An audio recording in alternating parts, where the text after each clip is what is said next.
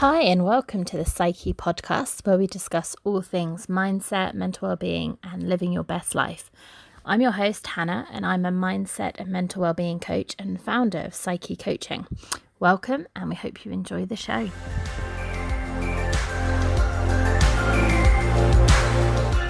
Hi everyone and welcome to this week's episode of the Psykhe podcast. I wanted to start this week's episode with just a quick update and to offer you some reassurance that the Psykhe podcast is not going anywhere. We have got a lot of interviews already recorded that are scheduled to come out on our weekly Wednesday basis. So we might look at releasing more frequent episodes, but the plan at the moment is to continue as usual, as much as we can. So we'll still be here and we've got some amazing episodes lined up. I just wanted to share 2 places that you can go to get extra information and advice if you are feeling that your mental well-being is suffering because of the coronavirus and the social distancing and self-isolation measures that are being put in place to try and stave off the outbreak.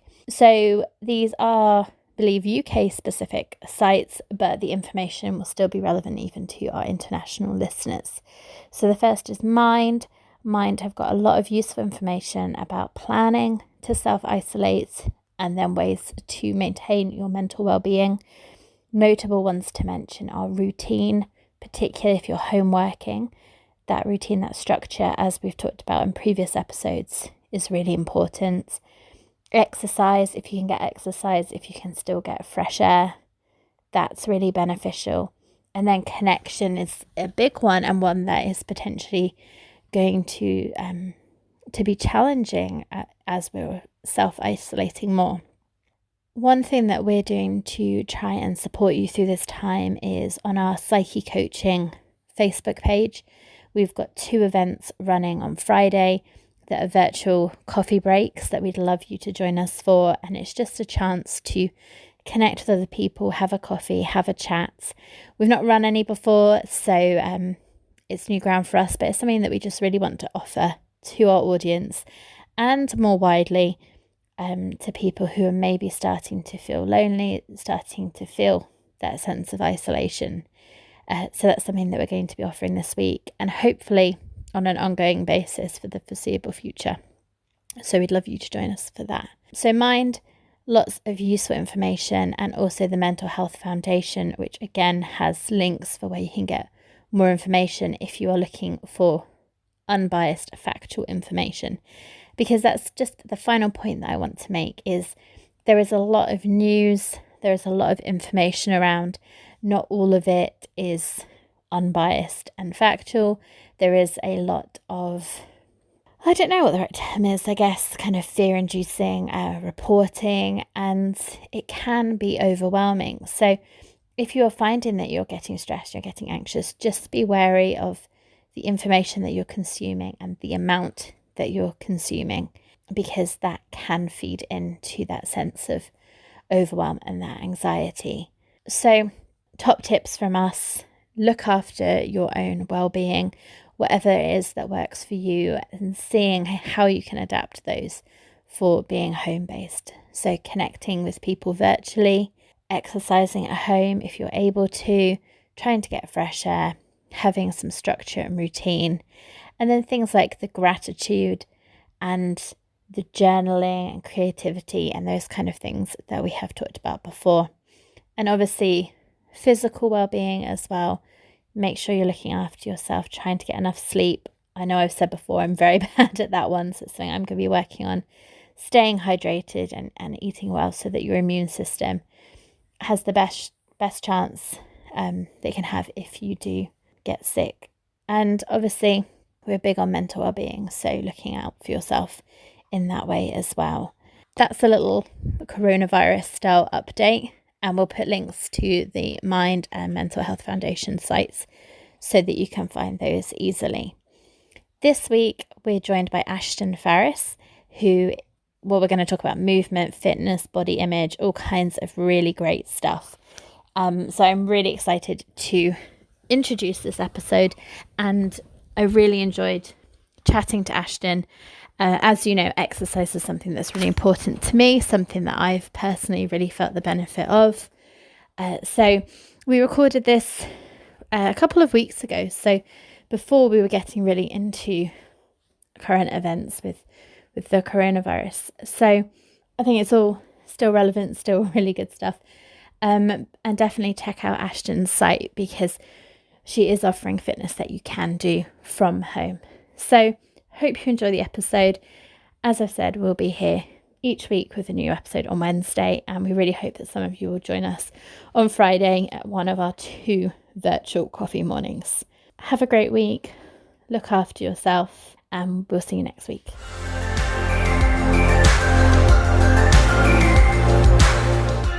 Hi everyone, and I'm super excited to welcome today's guest, Ashtyn. Welcome, and if you could introduce yourself to the listeners and let us know a little bit about you, that would be fab. Yeah, hey everyone. So my name is Ashtyn Pharis.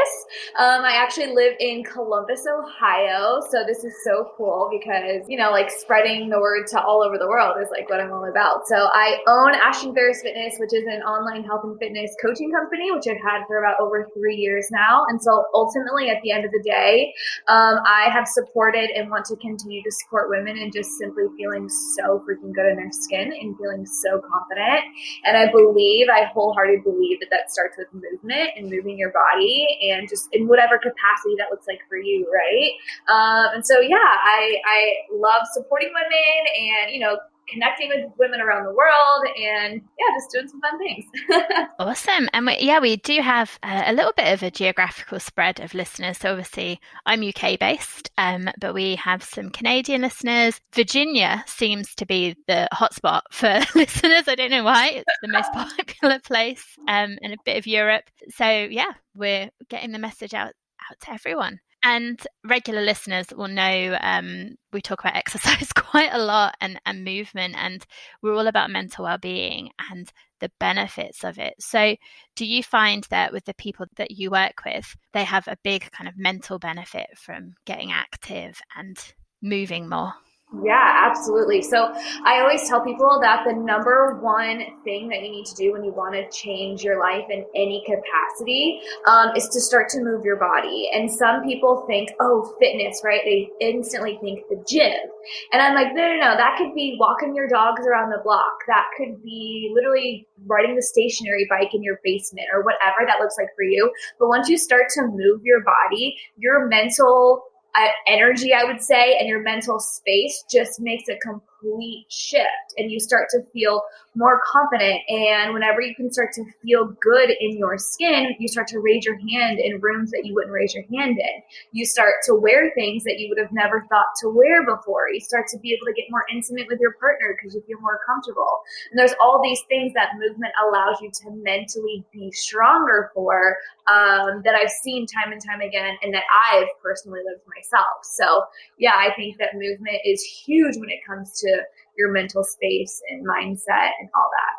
And I think with the kind of confidence thing, and my background's kind of in education, and I find that sometimes with young people, they might have struggled academically and kind of felt like they couldn't do anything. And then if they do something active and they have that sense of achievement in a completely different field, and there's such a boost, there's like, wow, I can do this thing that I didn't think I could do. And I suppose if you're at a point where you're not active, you're not moving, and then you start to do it, you start to feel better, you start to get the endorphins and all of that, but you also are showing yourself, I can do it. It's that same kind of boost of, I can do more than I thought I could. And yeah. Absolutely. I totally agree. My clients, every time my clients talk to me, they're like, I don't think I can do this workout, or I don't think I can do this. And I'm like, girl, just try it. Like, I promise you, just try it. And then I always get a text message after it, like, oh my God, I did it. I can't believe it. I didn't know I was this strong. And you always are so much stronger than you believe, right? Like, you don't think that you can do something, and then when you do it, you're like,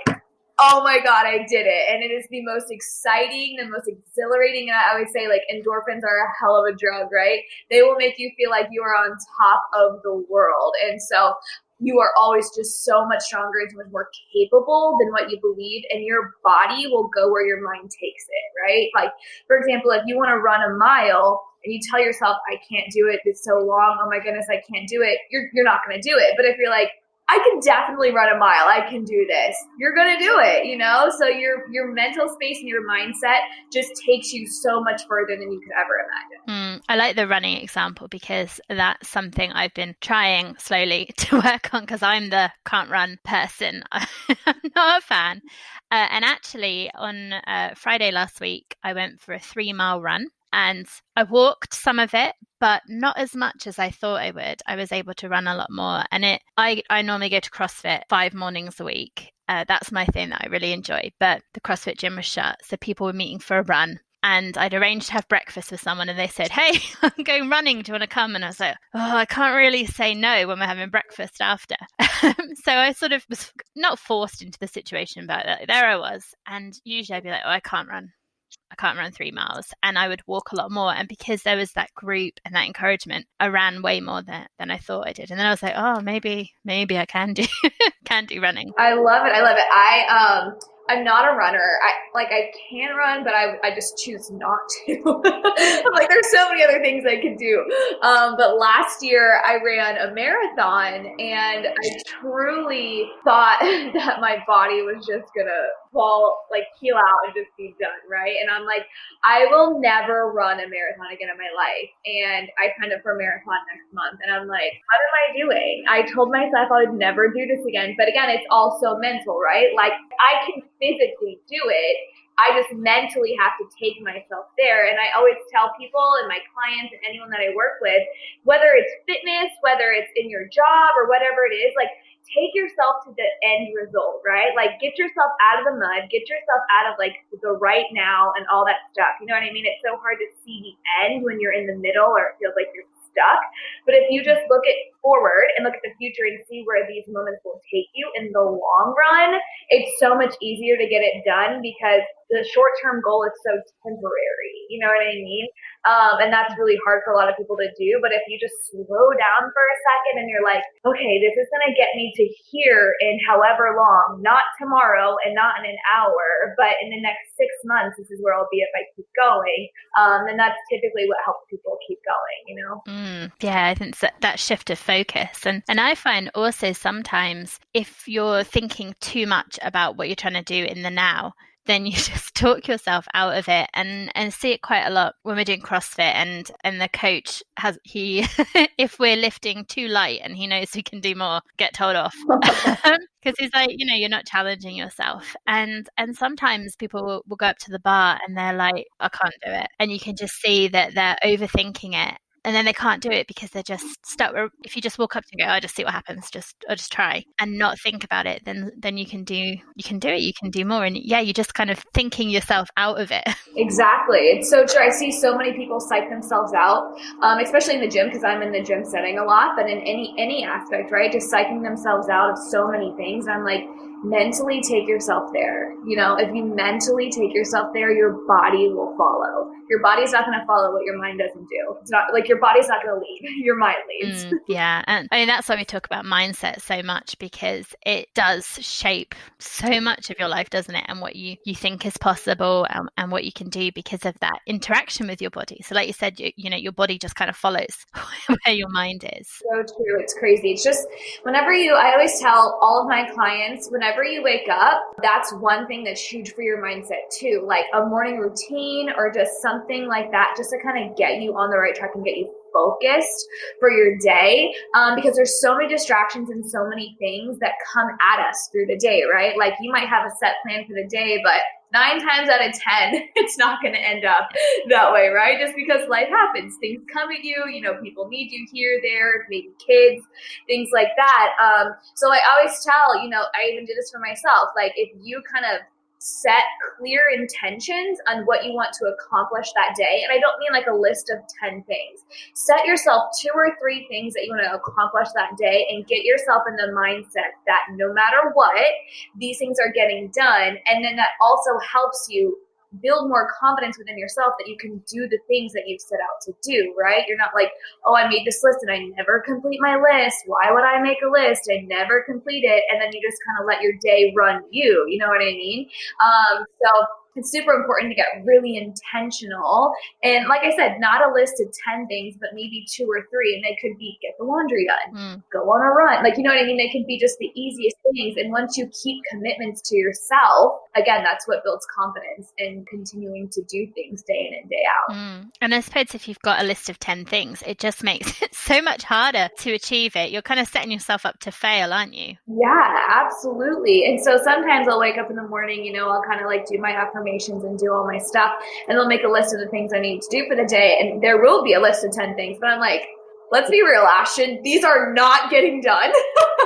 So then I break them up and I'm like, okay, these 3 today, these 3 tomorrow, and you give yourself grace for that. You don't feel bad about it. We are all so superhuman, but in a way that like, we don't have to do 100 things every single day, but that helps your mental space too, because you beat yourself up when you don't finish these things that you want to do, right? You're like, oh God, I always do that. I'm so lazy. I should have done more. I should have done this. When it's like, it's fine. We're all human. You know what I mean? We can complete 2 or 3 things and everyone will live, and the other things that need to get done, they'll be there the next day. They're not going anywhere, and it's totally fine. Yeah. And I think I sometimes give myself like an easy win to do. So if I've got a lot to do, I'm going to do an easy win first, because then I'll be like, oh, I've achieved something, and it might be super easy, but it's just like, I have achieved something today. Yeah, I agree. I do the same exact thing. I always like to do my easy things first, because I'm like, all right, we've done those. Now we can do the hard thing. Let's go. Yeah. I am hiding in my office at the moment. But I have like my bigger than these headphones, and I'll just put music on, like really motivational music, if I need to really knuckle down on something difficult. And something about that as well gets me, in the zone. Girl, like me in the mood. I'm like, if I need to get hype, if I need to get going, if I need some energy to go work out or something, I'm like, all right, what jams can I put on really quick that are going to get me going? I'm the same way. Music is so energetically transformational, right? And I this is what I tell people too, is some people, they'll see me at the gym and they're like, what do you listen to in the gym, And it's true that the music that I listen to when I'm working out is sometimes going to make or break my workout. I can't be listening to some like slow love songs, while I work out. I need some headbangers. And the same thing with, getting tasks done and things like that. Or if anyone's in this space of blogging or writing or anything, music really gets you into the zone. So I agree with that 100%. Yeah, I also sometimes I'll set an alarm on my phone, and it might be I'll do half hour or I'll do an hour. And then when it goes, I can stop. Although quite often I'm then in the flow and I'm like, oh, I'll just finish this little bit that I'm doing. But somehow psychologically, because it's like, oh, I only have to do that half hour, it's easier. And I find particularly if I have to tidy or do housework, then it's like, I'll just do half hour. And then sometimes I'm like midway through something and I think, oh, I'll just get this done. That's so cool. I love it. Setting time frames for things. So I also coach a group of girls on building online businesses, just kind of like as a side thing. But I always tell them, whenever you are building a business or doing anything of that sort, it's so easy to feel like you have to do all the things all the time, every single day. And you end up at the end of the day being like, what did I even do today? You know what I mean? And you're like, what did I accomplish? So if you set out time, let's say it's, lead gen or marketing or whatever it is, set out maybe from 9 to 10, this is what you do, right? And then cut it off when 10 o'clock hits, again, unless you're in flow and you're actually getting stuff done. And so setting time frames for things help you focus a little bit more, because you can kind of see, like, you're right, like, okay, I can do this for 30 minutes. I can't do this for 6 hours, but I can do this for 30 minutes. Yeah. So I think it's just lots of these little tricks, isn't it? It's and it's figuring out the ones that work for you, because the time limit might really stress someone else out, and that just might not help them at all. So yeah, it's the same with moving your body too, right? Like, instead of saying, oh my gosh, I have to go run 6 miles, it's like, no, go do 1, right? And when you get to 1, I think like you do 2. Get to 2. I always say, like, you always need day 1 to get to day 2. You always need day 2 to get to day 3. Don't be like, oh my gosh, I have to do this for 90 days or whatever the case may be. It's just one step at a time, one day at a time, one movement at a time. and it'll get you there. Yeah, I'd really love to talk about confidence more, because I think for myself and lots of women I know, confidence, and particularly, I guess, around body image, is such a big thing. So is that something that you work with a lot of women on? And can you just share some thoughts on how we can all have a little bit more? Absolutely. So the program that I actually have is called the Feel Good Naked Academy. And it's simply to help women feel good naked, right? Like, how many times have you stood in the mirror and had to immediately cover up, or you can't get out of the shower without putting a towel on, or you don't really feel super comfortable around your partner all the time. And so those are things that hold you back in your life, you know what I mean? And so there was a time where I literally could not get out of the shower. I couldn't get intimate with my boyfriend. I would say no to, going out to dinner with friends. I would never be in photos. None of my clothes fit. I was always in an oversized hoodie. And I'm like, this is not a way to live my life, right? Like, the potential that I'm here for and that everyone else in the world is here for should not be held back because we don't feel comfortable in our skin, right? And so it's a lot easier said than done to just, get up and move and make a change, right? Like, it's so easy. But the state of comfort and being in a familiar state and knowing how you feel is a lot easier than making the steps to change, right? And so I truly believe building confidence not only starts with, first of all, movement, but second of all, keeping commitments to yourself. And so if you don't work out at all and you try to say, okay, I'm going to work out every single day next week, that's just not realistic, right? And you're going to lose your confidence in yourself. You're going to be like, this is why I don't do this, because I can never stick to it. So if someone doesn't work out at all, I say, all right, start with two workouts a week. 2, that's it, right? Master that for 4 weeks and then go from there. And you'll start to build confidence, not only with these tasks and these goals that you set out for yourself, but you'll start to see how good you feel when you move your body. And I think a lot of women lack confidence because we get into this idea and this role of comparing the way that we look or feel or what we have to other people, right? Especially in this day and age with like Instagram and Facebook, and you're like, how does she look like that and eat pizza all the time? I don't understand. You know what I mean? But I think it's also really, really important to remember that everything that you see, you're just getting a quick glimpse of it, right? Like, you don't see what's behind all those doors. And if something looks quote unquote perfect, right? 9 times out of 10, it's probably not. And if we can remember that all of us struggle with a lot of the same things, and we start talking about the things that are really uncomfortable, and we can start to see like, okay, I'm not as different as I thought, or these people aren't looking at me as much as I thought they were, or you wear something that you don't feel super comfortable in and you think everyone's staring at you. And it's like, no, they actually are thinking the same thing in their head about themselves. So I think it's just really important to know whenever it comes to building confidence is that we have to do things that make us uncomfortable to get comfortable. Again, whether it's moving your body, whether it's waking up earlier, whatever it is. And I think that it's, again, important to know that all women struggle with the same thing. Like, you're no different than anyone else. You know what I mean? I struggle with my insecurities still sometimes. And sometimes I like snap myself at it and be like, it's okay. Like, you're fine. You're fine. Your worthiness and your power and everything that lies within you is not measured by an outer appearance, right? Like, we are still so lovable. We are still so worthy, and we are still so capable no matter what size jeans we wear. Yeah, absolutely. And I think I don't know if you've had this experience. I know a lot of people that have, and my friends, that you look back on a picture from like 4 years ago, and at the time you had no body confidence and you were like, oh, I look awful. And when you look at the picture, like, I looked amazing, I wish I looked like that. Now that you're so kind of out of touch with, I don't know, how you actually look, and it's about how you feel. And so I think it's again such a mindset, because the way you feel that you look and the way you actually look could be completely different. And regardless of how you actually look, it is about how you feel. Absolutely. Yeah. So I have people all the time come to me and they're like, oh, I want to look like this, or I want to look like that. And it's a photo of them of 5-6 years ago, right? And I'm like, all right, so 5-6 years ago, where were you in your life? Because if you were in high school or if you were a freshman in college, things have changed, sister friend. You know what I mean? As women, our bodies go through so much that typically at the age of 28 or 35, you're never going to be the same size pants that you were in high school or in college, you know what I mean?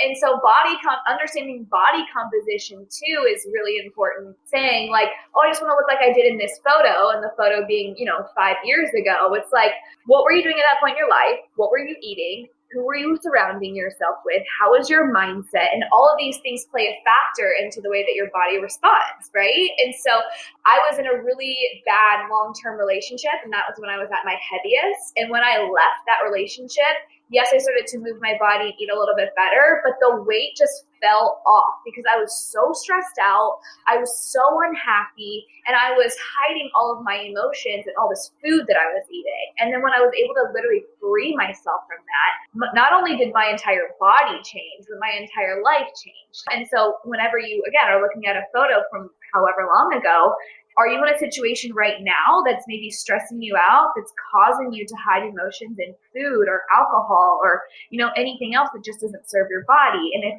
that is the case, maybe it's time to reflect on letting go of some of those things and just simply removing any stressors in your life, and that will help your body transform too. I can definitely relate to the emotional eating because I do that. So yeah, I found that leaving particularly a stressful working situation then meant that I can make better choices because there wasn't such that emotional aspect to food. Right. I wonder whether you said about having that understanding of your body composition. Do you have lots of people who will come to you with a picture of like a celebrity and they'll say, I want to look like this person, and they could be, so I'm like 5'6", so I might have a picture of like a supermodel, and I am never going to look like that because I'm not that tall, my legs are not that long. Like it's just not possible. Do you find that happens a lot? Yes, all the time. And so whenever it comes to celebrities and the way that those people look, it's like, you also don't understand they have a chef, they have a trainer that probably lives with them, right? They have more than likely a good amount of plastic surgery, which by all means, if that's what you want to do, that's, your decision. But we have to be realistic about your body type. Like, I can't have a girl 5 foot come to me with a photo of like Kendall Jenner, right? And be like, I want to look like her. And I'm just gonna be like, she's gorgeous and you're gorgeous, but you're never going to look like her. And I think one of the most powerful things about each one of us is that we will never be someone else. You being you, that is the number one superpower, and that is the number one thing you have above all else. So when it comes to want to look like someone else, we also need to figure out where that stems from. Like, if you were 5 foot tall and you wanted to look like Kendall Jenner, right? And let's just say in the perfect world, we got you there, which would never happen, but let's just say, are you going to be happy? Like, what is that actually going to do for you? You know what I mean? Typically what I find is women don't want to just lose weight, right? They don't want to just lose 20, 30, 40, 50 pounds. They want to feel loved. They want to feel worthy. They want to feel confident. That's the things that they want. And it's guarded and masked in a number on the scale or in a pant size. And I tell people all the time, I'm like, okay, so what's your weight loss goal? And they say, 50 pounds or whatever. And I'm like, okay, as we get going, I promise you that's going to change. It's not going to be 50 pounds. It's going to be like, I don't care what the number on the scale says. I just feel so good, And so I like to work with my clients to get to the root cause of, why do you want to look like this person? What do you think that's going to do for you? Do you think that your boyfriend's going to love you more? Do you think that you're going to have more friends? Do you think you're going to have more money? Like, none of that is going to happen in any size that you are. What's going to happen is your life will transform as you start to take action and start to move your body, work on your mindset, and then the right things will be attracted to you and you'll start to feel good, again, no matter what you look like. I suppose it's that we fixate on the external, but really, like you say, it's the internal. We want to feel good. We want to feel loved, or we want to feel comfortable in our own skin, and that we link it to the external, but really it's that inner work that goes along with it that's really important. Because if you could just magic wand and suddenly you look like Kendall Jenner, if that's your aim, like you said, if you've not changed anything internally, Right. you're still not going to be happy. Because if you are feeling insecure, if you've got some kind of internal thought process that you're not good enough, then no matter what the external looks like, if you haven't addressed that, then you're not going to feel good enough, even if you are the most beautiful person in the world, objectively speaking. Exactly. No, it's so true. And the inner work is the hardest work to do, right? It's so easy to get workouts from anywhere. It's so easy to get nutrition from anywhere, right? You can get it on every single corner these days. But the inner work, that is the really tough stuff. And some things that you have to go through. It's lonely sometimes. It's dark sometimes. It hurts. You're uncovering things that have been bandaged up time and time again that you don't want to reface. But those things will never heal, and you'll never be able to feel 100% whole within who you are until we figure out and adjust what those things are, right? We have to figure out those patterns and those cycles. And I tell people all the time, like, I'm not just a fitness coach. I can give workouts all day long, but that's not going to get you to where you want to be. It's not, because I'm not just here to physically get you where you want to be. I'm here to make sure that you can mentally and emotionally feel so powerful within who you are and feel so confident that you're ready to take on the world. And that doesn't come with an outer appearance. I know so many women who are a size 00 and who probably look like on the outside the most, gorgeous woman you've ever seen, but on the inside that they're dying, you know what I mean? And they're so unhappy within their lives and their relationships. Mm-hmm. And I don't know about anyone else, but if it were me, I'd rather have a little bit of extra weight on me and be happy than be miserable, And I think when you've got that inner confidence or that inner glow, that it's beautiful, isn't it? You can see when someone feels like that, regardless of what size they are. You can just see it in them, can't you? It radiates off people. And then you start to attract things that are meant for you, right? Like if we are constantly trying to be someone or something that we are not, we're going to be constantly attracting people and relationships and things like that work for this mask or this costume that we put on. But if we remove these layers and we start to actually step into who we were born to be, then we'll start to attract our real people and our real tribe. And that's when you really start to live, because you can be free and you can actually be you around these people. Do you find that sometimes when you work with people and they go through this transformation physically, but most importantly mentally, that then they make big changes to their relationship, to their work? Yeah, absolutely. There's so many. One of the biggest changes that I see is either one, girls will leave their relationship or they'll get into one, right? Totally two different ends of the spectrum. And then what I also find is that they find meaning in life in their career and they want to switch jobs or something like that. And so the first step, I always say the first step is always the hardest. It's always the hardest to say yes and to get started. That's the hardest thing you'll ever do, that first step. But once you make that first step, then everything else will start to change and transform, and you open this door energetically that allows these things that are meant for you to happen, right? And so when women start to gain confidence by moving their body and have energy by putting the right foods into their body, typically what I see is if they are already in a relationship, their significant other starts to wonder, like, hold on, like, you're not the person that I thought you were. You're this totally different person. And sometimes partners get intimidated by that, right? And it comes from fear of, oh my gosh, she's starting to feel good about her. Is she going to leave me? I mean, is she maybe going to go find another person? You know what I mean? And this just stems from fear. And so girls will come to me and say, my relationship is really suffering right now, but I feel really good. And I'm like, okay, this is normal. There's nothing to run from. This is nothing that you have to stop doing, right? What we have to do is just address it and say, hey, I understand that, like, the person that I am becoming is different than the person that you created a relationship with 3 years ago or whenever it was. But what I'm asking you to do is support it. You can come with me on this journey, right? But what I really can't have you do is pull me back, right?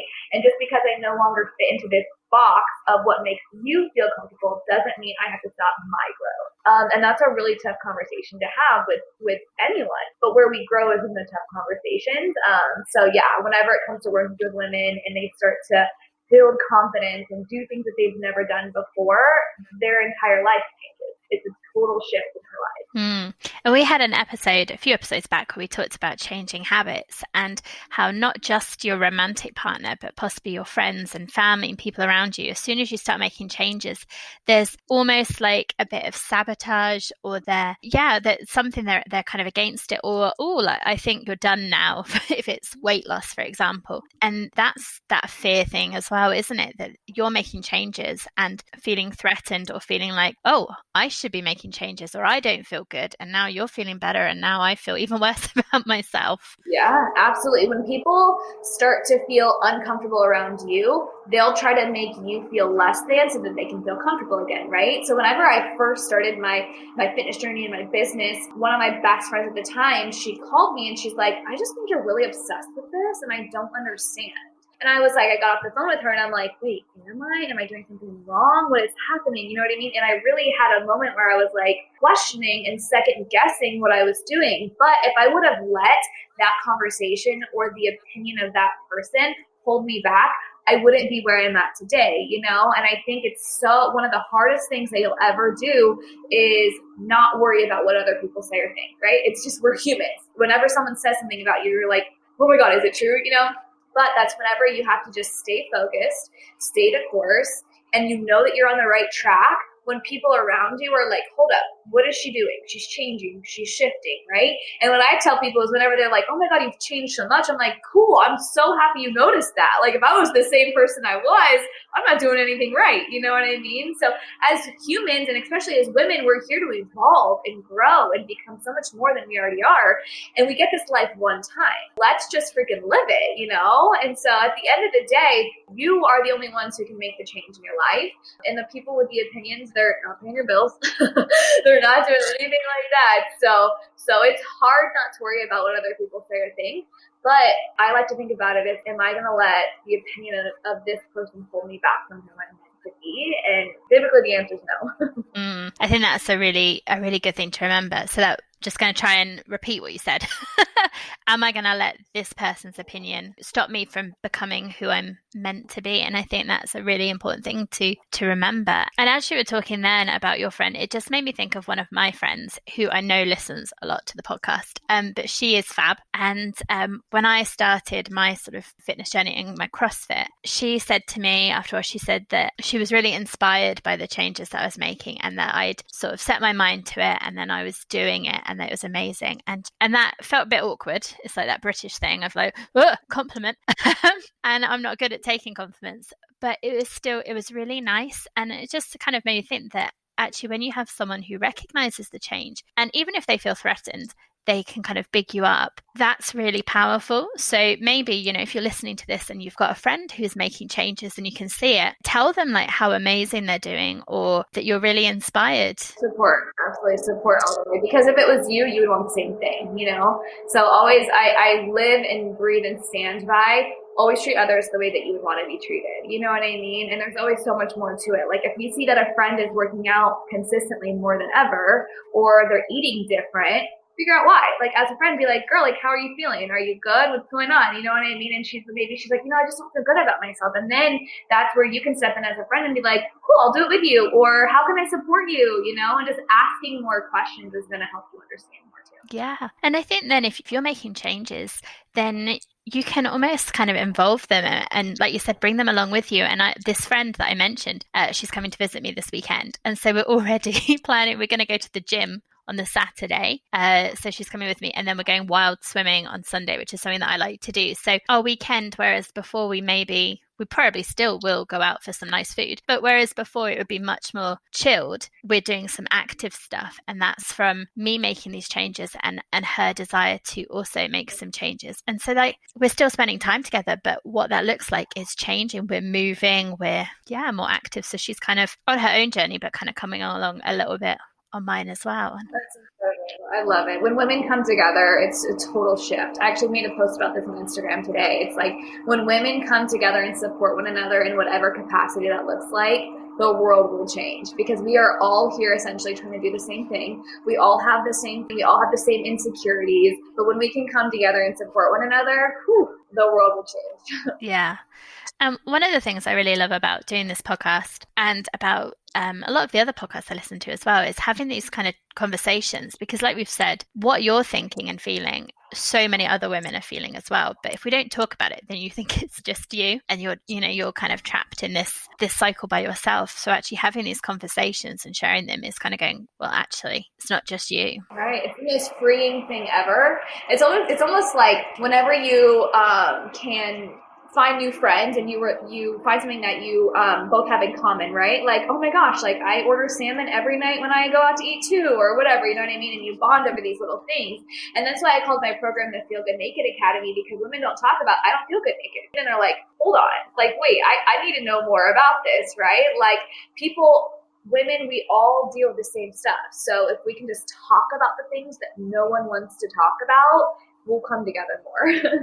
And then I wonder whether you've had women communicate this in your experience, that kind of feeling uncomfortable naked in front of their partner, that they don't feel comfortable in themselves. And even if their partner is really into them and really complimentary, there's almost like a disconnect of like, well, you must be mad because I don't feel like I look like that. So how can you think it? Whereas maybe they're trying to be encouraging and supportive. It almost has the opposite effect, because you're like, ah.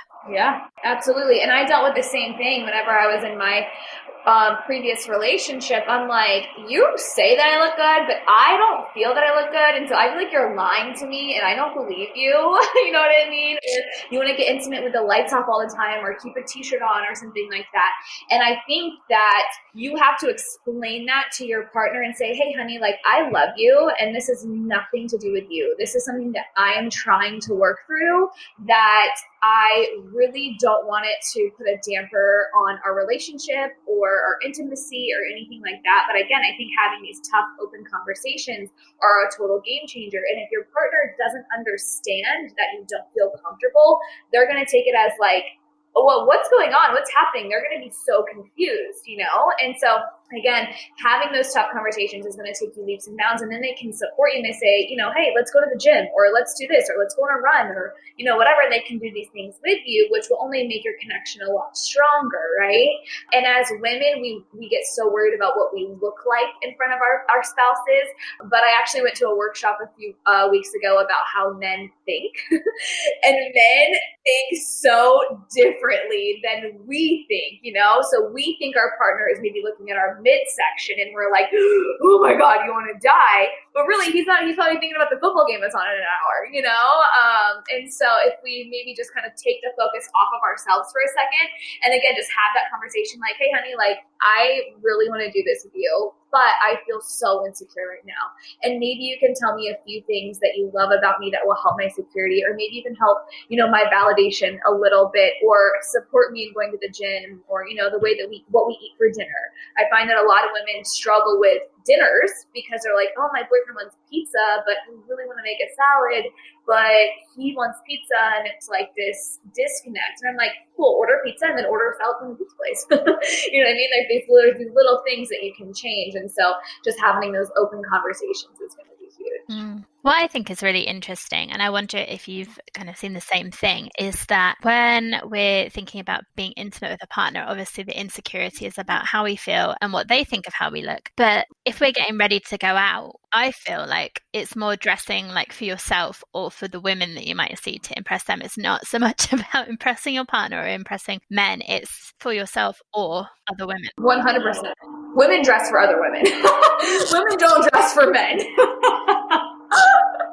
I see that all the time. And again, that's kind of where we were talking about in the beginning, where it's like comparing yourselves to all these other women. It's like when that other girl that you're looking at was getting dressed, she was thinking about what maybe you were thinking about, you know? And so I think that it's important that if you see a girl, so I would do this all the time in the beginning. Like I used to be super insecure going out, and I would notice gestures that women would do that I used to do when I was really insecure, like maybe tugging at their shirt, or, putting their jacket over them a little bit more. And I'm like, oh my God, she's so insecure right now, because I used to do the same thing, right? Tug at my shirt and pull my pants up a little bit, put my jacket all over me.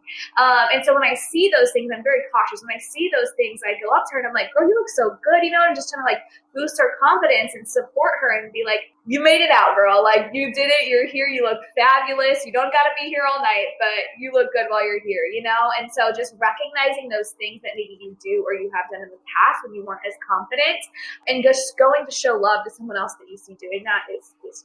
Yeah. And I think that we've said that kind of bigging up other women in whatever way, whether it's about making changes or if you love what they're wearing, whether you do or not, if you look insecure, just kind of finding times to share a little bit of kindness and give someone else a boost. Because actually the podcast that came out today is kind of talking about this a little bit, that you get a boost as well when you spread a little bit of kindness. Yeah, I totally agree. More kindness in the world will change the world, And so I'm here to help women and support women in changing the world, because when we can come together and recognize, like we've said 100 times, that we're all dealing with the same thing, we can all work through it together, Amazing. So I'm going to, in a minute, just dive into my set questions that I ask everyone. But I just wanted to come back a little bit to relationships, because we talked a little bit about how changes might kind of unsettle the relationship a little bit. And you said about having been in this long-term relationship that you came out of.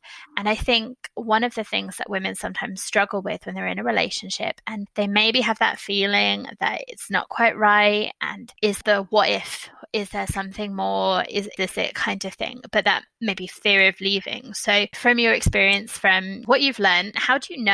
Yeah. Oh, it's so hard. It's so hard, right? So I was in a 4.5-year relationship. We had the house, the car, we had everything, right? The pets.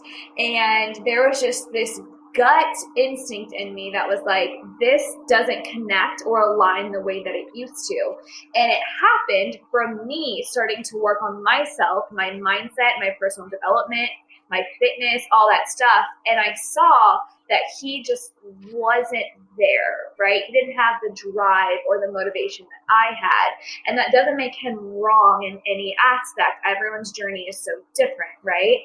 But I believe that like in your heart and in your gut when something isn't right. And when you get that feeling, it's not something to ignore. I ignored it for the longest time. And in the end, it didn't end the way that it should have if I would have listened to my gut in the beginning, And whenever people go through separations or through breakups, we need to remember that we are fighting our own battles and our own demons, and we're working through our own stuff, and your partner is too, And so that doesn't make them wrong. It doesn't make them anything else but on their own journey. And sometimes paths just go different directions, and that's okay. And it's so sad sometimes, and it hurts like hell, because like I said, choosing to stay in something or feel a certain way that is familiar is a lot easier than getting out and choosing something that's uncomfortable to get you to where you want to be. And so I am a huge advocate that if you are in a relationship that is not in alignment with where you are meant to be or the potential that you have, that it might be time to have a tough conversation and evaluate that and maybe separate. Not just for you, but for that person too. We have to respect that person and, again, where they're at on their path too. And it's just better for both parties. And to say it's easy, it's not. It's one of the hardest things in the world that you will ever do, right? To leave someone that you love or that you once loved just for the sole fact that you guys are on the same path. Right? That's the hardest thing ever, but it truly is the most freeing thing that you will ever do. And heartbreaks end. I have a girlfriend who's actually going through a breakup right now, and she's like, I feel like I'm never gonna get out of this. Like, I'm never gonna get over it. And I'm like, girl, you will. I promise. It's not gonna be next week, and it's not gonna be next month, and it might be in a year and a half. It really might be, but there will be a day where you wake up and you don't think about it, and there will be a day where you hear a song and you can jam out to it without crying. There's so many things, like, just stick through it. And the sun always rises, right? Everything passes. Everything comes in seasons. Everything passes. And so if any of the listeners are going through breakups or feel like maybe they're in something that's not right, just remember that, like, you are the only person who can make the change. No one's going to make the change for you. It's on you.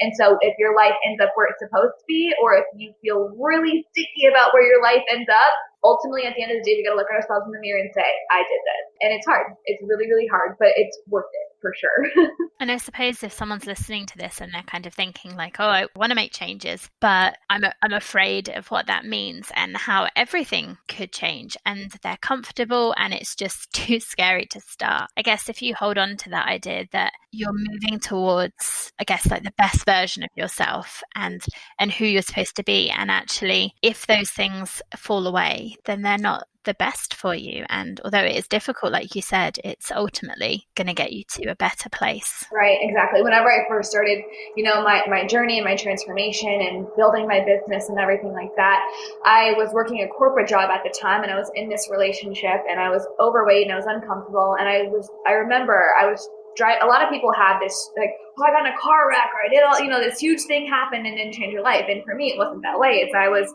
driving home from this corporate job that I had at the time.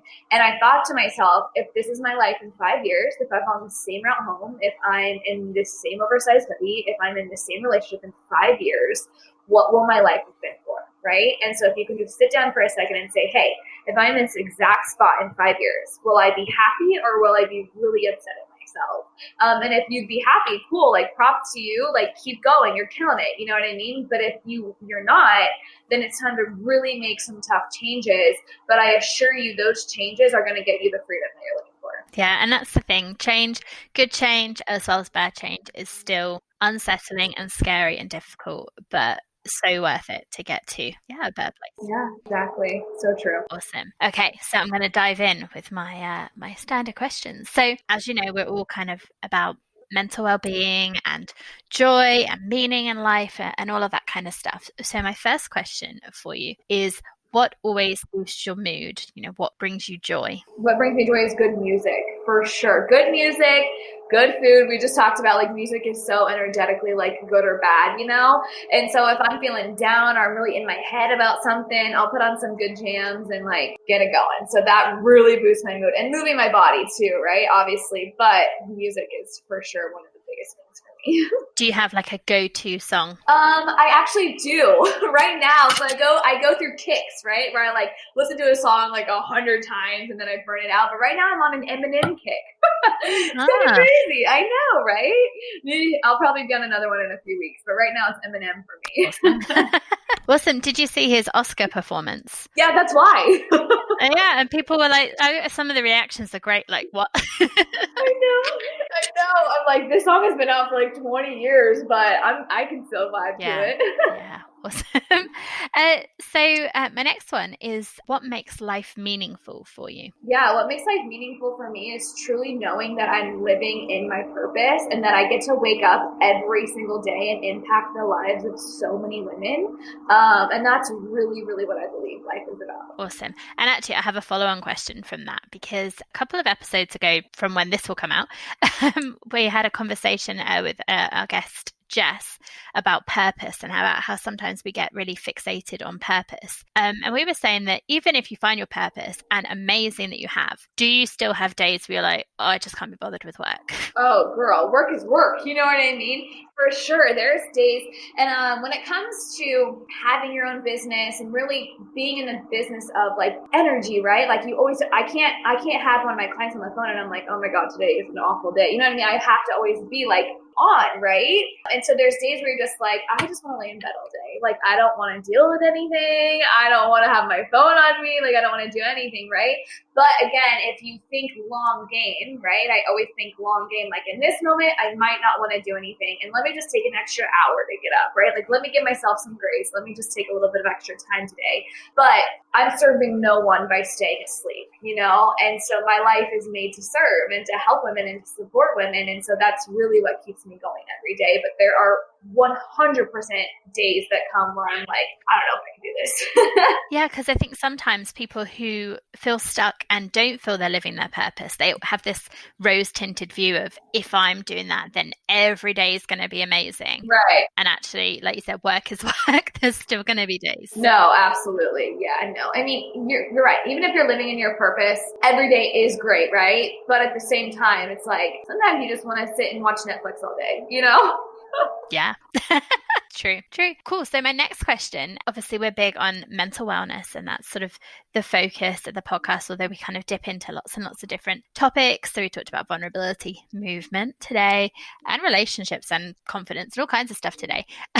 So my question is, what does mental wellness mean to you and how do you look after your own mental well-being? Yeah, so I think mental wellness to me is truly just making sure that you are aware of the transitions and the shifts that are going on in your mind. And I don't think mental wellness means being happy and joyful all the time, because that's just not realistic, right? But if you're going through something and you're like, wait, what is this triggering inside me that I need to work on that might not be fully healed yet? And just being aware of that, and rather than reacting to that feeling, but figuring out where it came from and then, giving it a response. I think that's super important. And the way that I work on that every single day is my morning routine is huge. Like there's never a day that I'll wake up and not have my morning routine, and it looks a little bit different every day. Like, I'll make sure that I have my affirmations. I'll make sure I have a clear focus and intention for the day so that way I can stay as focused as possible.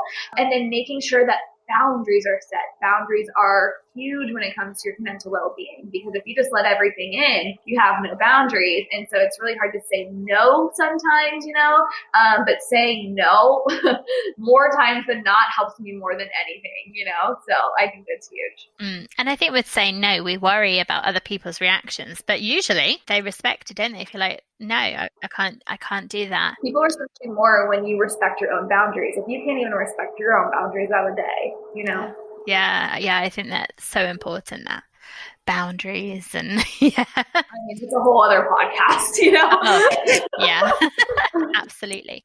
So this is the question that people tend to find the most tricky. So we'll see how you do.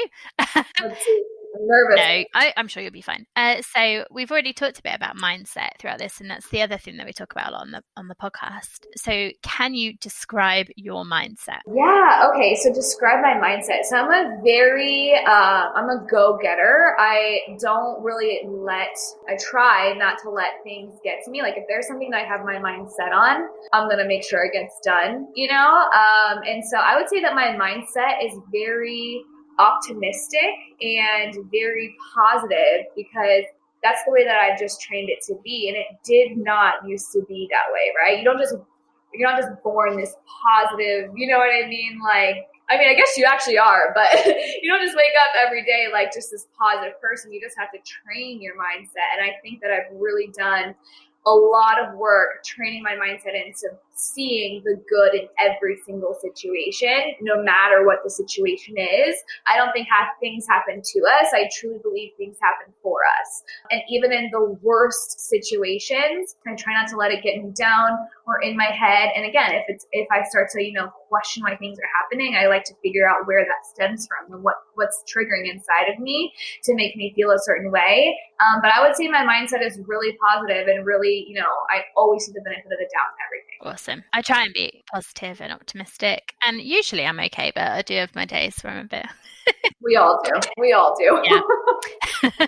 Just made me think of my dog then, because he's usually happy and optimistic, but he is grumpy as well. Oh, yeah. And so maybe I'm like that as well. So my next question, obviously, we've given people lots of tips and suggestions of things that they can do already. But I like to ask my guests to give the listeners between 1 and 3 strategies, things they can put in place in their life that are going to have a massive impact, a transformational impact. So what would be your 1 to 3 tips? So the first one would be to set intentions for your day. Every morning when you get up, set an intention for your day. If your intention is to find joy in everything that you come across, if it's to be thankful for even the smallest things, if it's to make sure you get your workout in, whatever your intentions are, I strongly believe that you control your day. And so setting intentions for the day is huge. And then the second thing, I have 2. So the second thing is to just move your body in whatever capacity that looks like for you. If it's for 10 minutes, if it's for 30 minutes, if it's for an hour, it doesn't matter what it is. Move your body no matter how badly you don't feel like it. Because let's be honest, after a long day of work, you got to go home and cook dinner, all this stuff. You don't want to do anything, right? You want to sit on the couch, pop open that bag of chips, order the pizza, and that's what you want to do. But again, we're not going to get to where we want to be doing the easy things. We're going to get to where we want to be by doing the things that we don't always want to do. And so set your intentions and get some movement in. And I think that's super transformational. Awesome. Thank you so much for those. And then the last one is, if people have been listening and they want to find out more about what you do, or they want to work with you, where can they find you online if they want to connect with you? Yeah, absolutely. So I'm super active, obviously, over on Instagram. So it's Ashtyn Pharis Fitness. So I'm sure we can put the spelling in the show notes because it's a little bit different. Or Facebook, Ashtyn Pharis, or my website, which is ashtynpharisfitness.net. So either one of those is totally awesome, and you can connect with me on any three of those. Awesome. And then they can find out more about was it Feel Good Naked? Yeah, the Feel Good Naked Academy. Typically, you'll find most information on that on Instagram. So I'm always in my DMs. I'm always talking to people. I love when people reach out to me. So if you just want to hop over there, get some information, shoot me a DM. I'll get back to you as soon as I see it. Awesome. And yeah, we can absolutely put links in the show notes. Thank you so much, Ashtyn. It's been lovely chatting to you and talking about movement and confidence. And I do kind of feel inspired to go and move, but also tired because I moved this morning a lot. Fired, but also tired. Yeah, I've done my moving for the day. No, I probably have a little dance around the kitchen while I'm cooking. Yes, do it. Dance parties all day. I love it. Awesome. Well, thank you so much. I've had a great time chatting to you. Me too. Thank you so much. Thank you. Awesome.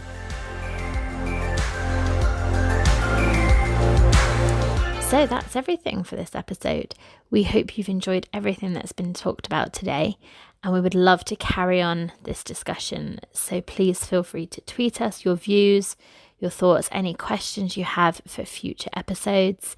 And we're on all social media platforms, so feel free to follow us wherever you go for your social media fix.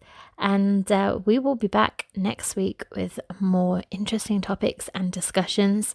If you've enjoyed this podcast, please do share it with your family and friends or anyone that you think would benefit from it.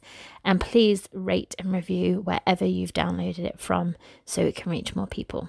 We hope you have an awesome week, and we're looking forward to chatting to you again next week. Bye.